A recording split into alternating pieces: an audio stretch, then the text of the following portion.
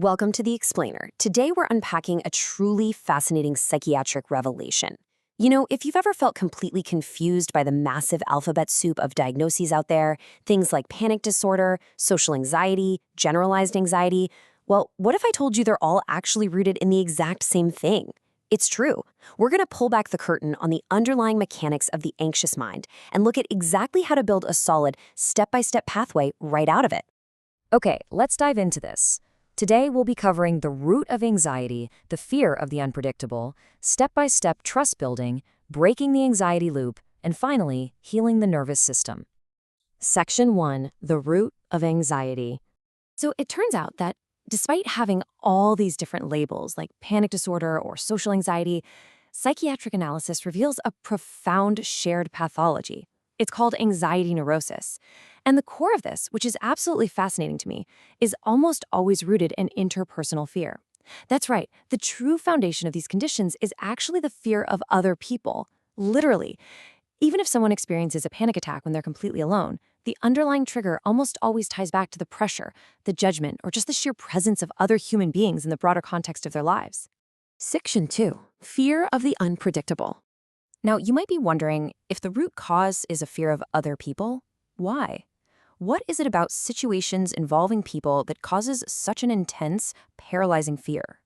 Well, consider this highly relatable scenario. Why do crowded trains trigger panic?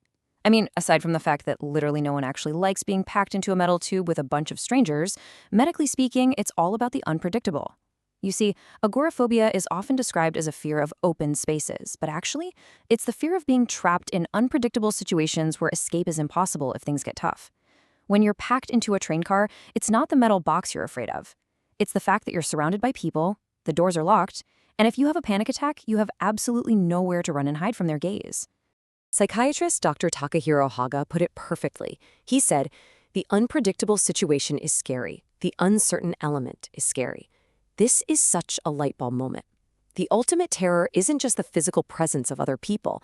It's the sheer unpredictability of what those people might do next. Will they judge you? Will they suddenly yell? Human beings are wild cards. To an anxious mind, a person isn't just a person. They're a highly volatile, completely unpredictable variable. Uncertainty is the ultimate enemy here. Section 3, step-by-step trust building. So how do we actually solve this? If the core problem is unpredictable people, the clinical solution has to be proving the exact opposite. Psychiatrists use behavioral techniques to construct a literal staircase of trust. They slowly prove to the patient that people can actually be safe and steady. Step 1 is surprisingly simple: silly small talk. Now, I know this sounds incredibly basic, but it's highly intentional. A psychiatrist will purposefully spend the first several sessions talking about useless, silly things. You know, maybe a funny thing that happened at the grocery store. Why? Simply to prove to the patient that they are harmless. They aren't going to suddenly interrogate or judge them. Then step 2 introduces a bit more weight. They start to actually address problems or perhaps bring in a counselor, so the patient learns to trust a second person. Finally, step 3 expands this trust to visiting nurses, community workers, and eventually, society at large. This small talk builds a completely critical foundation of predictable safety. You simply cannot skip straight to deep trauma therapy with someone suffering from severe interpersonal fear. Once the patient feels completely safe with entirely predictable, low-stakes small talk, their nervous system begins to realize, oh, okay, people aren't always a threat. Only from that secure foundation can they gradually start to tolerate heavier topics, new counselors, and eventually public interactions like going to the store or riding that crowded train we talked about. Section 4, breaking the anxiety loop. Now, what's really interesting about this is what happens when the brain is just too overwhelmed to even step onto that first behavioral stair. This is exactly where medication acts as a vital handrail. To understand why, we really need to look at two different types of anxiety. First, there's anxiety with a target. Let's say you have a huge presentation tomorrow. You're anxious, right? But if you sit down and practice your speech, that anxiety actually decreases through planning. You tackle the target. Then there's anxiety without a target. This is a vague, objectless dread. And the insidious thing about objectless anxiety is that the more you dwell on it, the more it loops and amplifies the fear. It spirals entirely out of control, just feeding on itself. This infinite loop is exactly when pharmacological help becomes a total game changer. This is where anti-anxiety medications, or anxiolytics, serve a highly specific mechanical purpose. They work by slightly blunting the mind.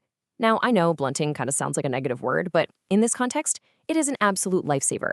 By slightly slowing down overactive thought processes, the medication successfully breaks that infinite loop of vague, objectless terror.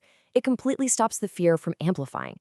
And to do this safely, doctors primarily use long-acting medications, which provide a smooth, really stable baseline throughout the entire day without sudden crashes. But what happens when there's a sudden spike in panic? Well, that's where a brilliant two-tiered strategy comes into play. The psychiatrist basically sets up a dual-layered defense. Tier 1 is that long-acting baseline medication we just discussed, which prevents the anxiety from constantly bubbling up and minimizes the risk of withdrawal or dependency. Tier 2 is the targeted use of short-acting medications, often called PRN, or taken as needed, like lorazepam or alprazolam. These are kept right in the patient's pocket specifically to quickly knock down sudden, severe spikes of panic, like, say, if they suddenly have to board that crowded train. Section 5. Healing the nervous system. Okay, so we've talked about behavioral steps and anti-anxiety handrails, but there is one more major clinical tool used in treating anxiety neuroses: antidepressants. Now, you might be wondering, why on earth would I use antidepressants if I'm anxious, not depressed? Well, they actually do much more than just lift your mood. They're used as a powerful structural handrail because they increase serotonin levels in the brain, but more importantly, they actively boost something called BDNF. That stands for brain-derived neurotrophic factor.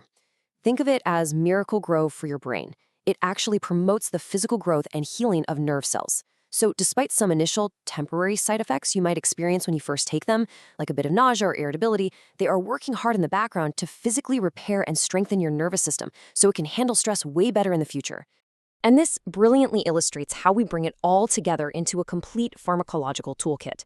The anti-anxiety medication acts as the immediate shield. It breaks those spiraling anxiety loops and provides day-to-day stability.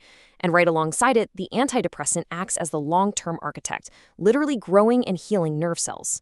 Together, they provide the exact biological stability required for the patient to confidently walk right up that behavioral staircase of trust we discussed earlier. So, we've covered the root of the fear, the behavioral staircase, and the medical handrails. Overcoming anxiety neurosis isn't about jumping straight into the deep end.